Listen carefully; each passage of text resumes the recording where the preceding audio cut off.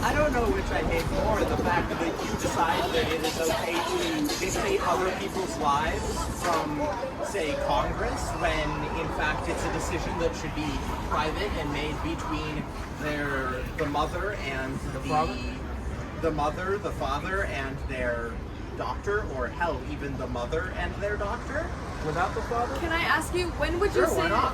When does the life What if the begin? father's out of the picture? But what if the father is in the picture and wants to be? Alright. That's what I mean. Like, and Well, then they can have that conversation, but ultimately it's up to the body of the mother.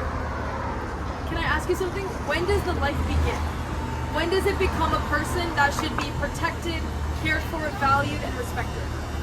At what point? I don't know, I think it depends. But don't you think there should be a very clear standard? Because if you're wrong, right, then that is a life that we are killing, right? Like right now, I don't know if you know, but you can get genetic DNA testing done very, very early on. And so people can now actually look and say, hey, I'm having a boy. I don't want a boy, so I'm gonna have an abortion because I'd rather have a girl.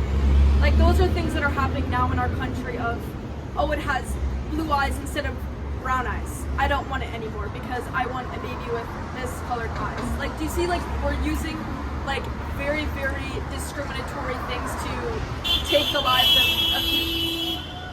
I think you're strawmanning. Can you explain that a little bit more? Sorry, I'm not really exactly sure what that means. Yeah, Sorry. so a straw man argument is basically where you take a argument that is, large and complex, and you distill it down into a kind of shard of that argument in order to battle that shard of the argument, but you're not actually battling the argument. It's a logical fallacy. You're breaking the rules of logic.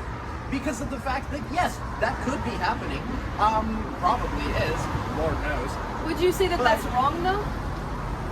Like, because my stance is, right, if you say that life begins at a certain point, my stance is, if I think that life starts at conception, if I believe that, if you believe that, then I think as human beings, our ethic and moral response should be, how do we preserve life, right? How do we say, let's not kill the life, here's my point. Let's preserve life.